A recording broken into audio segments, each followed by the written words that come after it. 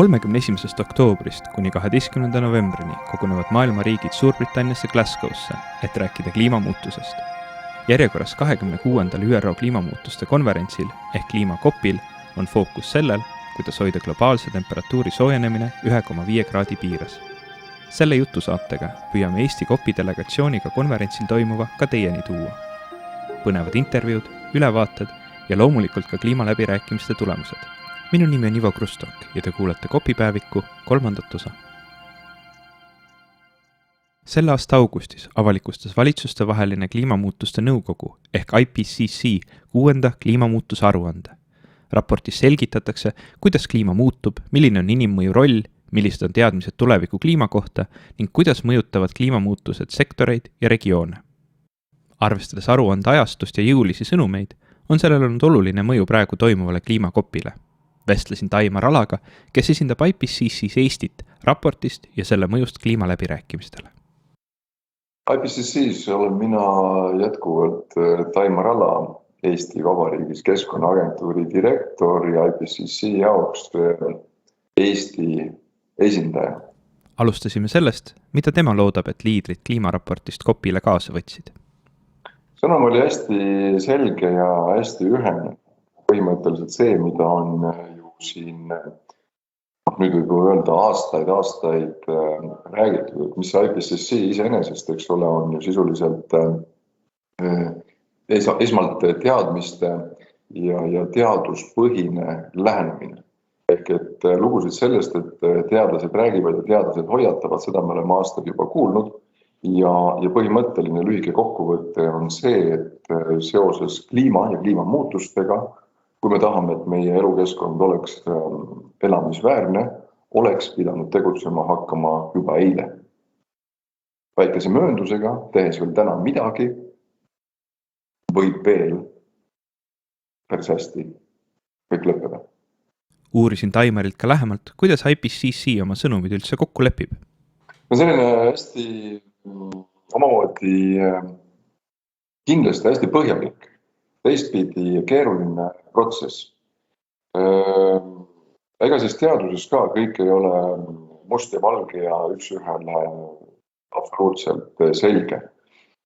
Küll, mis on protsessi iseloomustav, et ükski väide ei saa olla paljasõnaline. Sellel peab olema konkreetne alus, konkreetne põhi ja põhjendatus, miks nii väidetakse.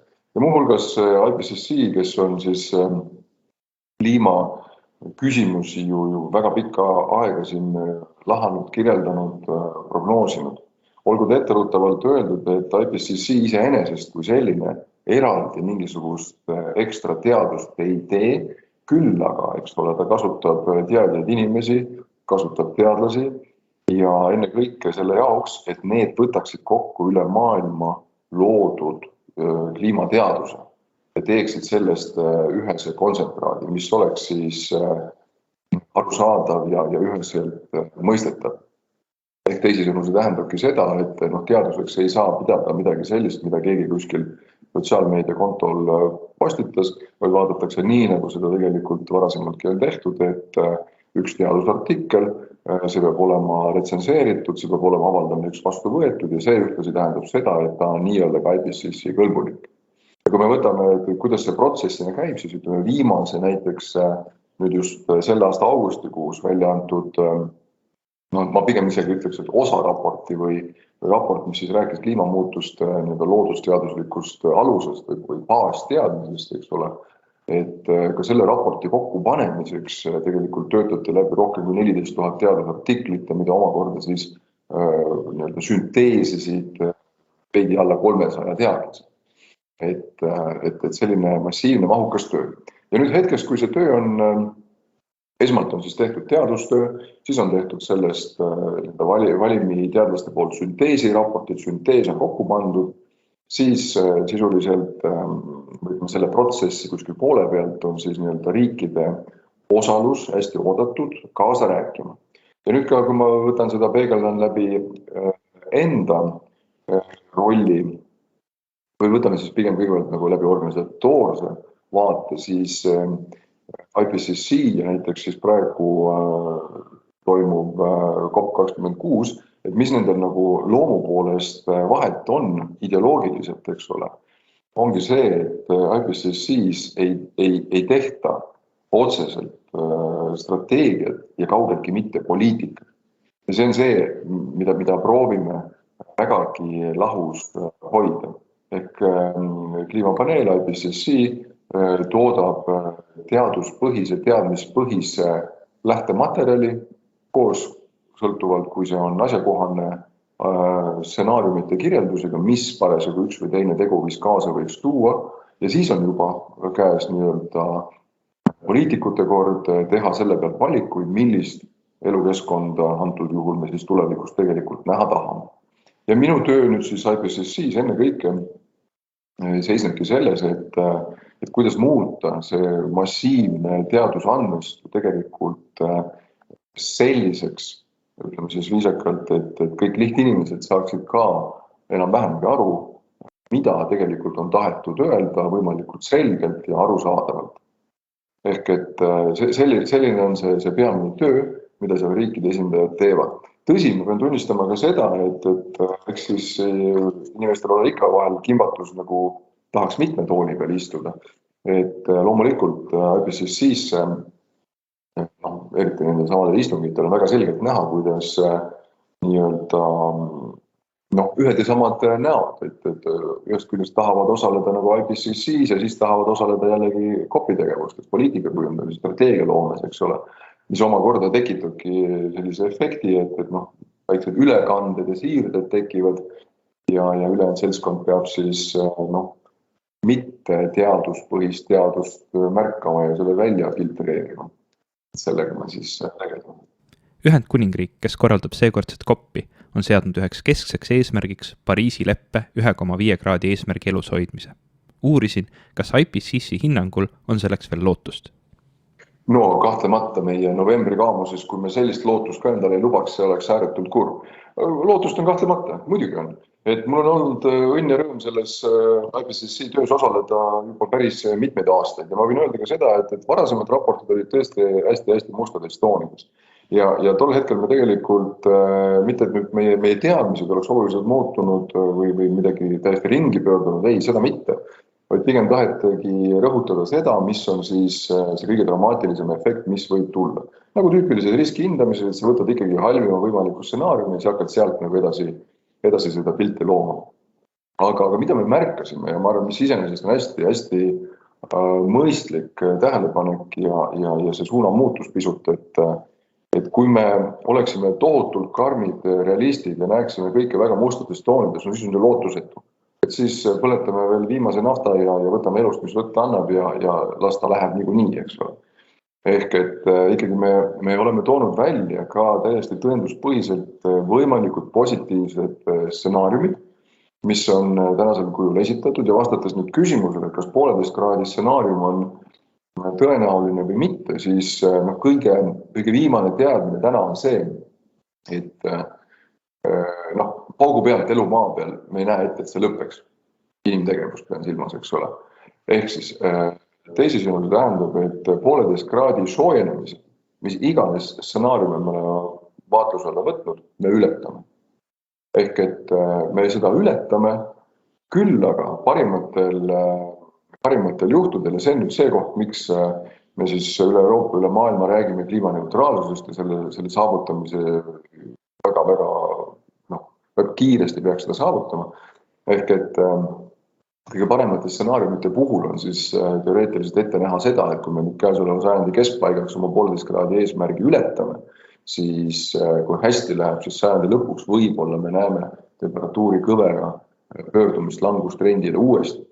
Ehk et see on siis täiesti võimalik ja see ongi need kaks kõige inimese jaoks kõige leebevad stsenaariumid, mille lähtetingimus on see, et meil on väga kiire ja nüüd ja kohe juba tuleb teha praktilisi tegusid. Mitte suuri sõnu, loomulikult ka poliitilised kokkulepped on selles mõttes kõige alus, aga sellest on vähe abi, need tuleb ka ruttu nüüd ellu viia. Kui me räägime, et kas 1,5 kraadi eesmärk on saavutatav, eks ole, siis kõikidele huvilistele inimestele, et ega siis rääkides kliimapoliitikast, ega see nüüd ei ole ainult CO2, millest me räägime, ega see ei ole ainult temperatuuri tõus, millest me räägime. Et nendest esimesel juhul CO2 on ainult üks ühine nimetaja, millele on võimalik kõiki teisi minu pärast kasvuhoonegaase või seda efekti põhjustavaid tegureid taandada. Eks ole, et tegelikult seda võib vaadata kui mõnes mõttes arveldusühikuid. Teisest küljest jällegi, eks ole, millest kopil räägitakse, metaani teema, mis on väga kenasti esile tõstetud. Ma julgeks küll öelda, et võib-olla mõneti piiratud kujul, aga algatuseks hea seegi. Sedavõrd enam, eks ole, et me teame, kui intensiivne 10 kordades on metaan intensiivsem kui kasvuhoonegaas, kui süsihappegaas, eks ole. Või kui me võtame tänane kasvuhoone efekt, hinnangud on see mõnes mõttes nagu variatsioonis, aga 25-30% ikkagi langeb metaanile, eks ju. Aga nüüd veel kord, et kas 1,5 kraadi eesmärgist kinnipidamine hästi, et kui me suudame temperatuuri alla tuua, siis ilmselgelt on tegelikult täna juba käimas maailmas, looduskeskkonnas sellised protsessid, mille tagasipööramist inimese arvatava tuleviku eksistentsi jooksul me ilmselt ei näe. Ehk et see peaks olema midagi väga radikaalset, mis peaks juhtuma ja see ilmselt ei sõltu väga palju ka enam inimesest. Et kas me räägime nüüd siis jää ja liustik sulamisest või me räägime käima lükatud muudatustest maailma meres ja see pole kaugeltki mitte ainult maailma mere taseme tõus, vaid põhimõtteliselt ökoloogilised muudatused merekeskkonnas, maailma meres kui selliseks. Ehk et väga suur süsteem, me oleme ta juba tasakaalust välja viinud. See tegelikult tähendab, eks ole, et minu pärast ka maailma meri, mis väga suure hulga inimese kasvuhoone efekti pattudest on tegelikult siiamaani ära puhverdanud, on mõneski aspektis saabumas küllastuse piirile. Väga suur inertne süsteem on hakanud kuhugi poole, ta on lükatud inimese poolt kuskile liikuma ja selle pidurdamine, selle efekt põhimõtteliselt see on täna teadaolevalt võimatu. Mingid muutused, mis juba juhtuvad, need juhtuvad ja üha kiiremini. Lõpetuseks uurisin Taimerilt, kas ta on COP-i arutelusid jälginud ning kas ta on optimistlik, et IPCC sõnumeid läbirääkimistel kuulda võetakse. Nii nagu just ütlesin, et põhimõtteliselt, eks ole, meil on võimalik suuri hüüdlauseid välja hüüda, meil on sloganid võimalik leepida seentele mis iganes.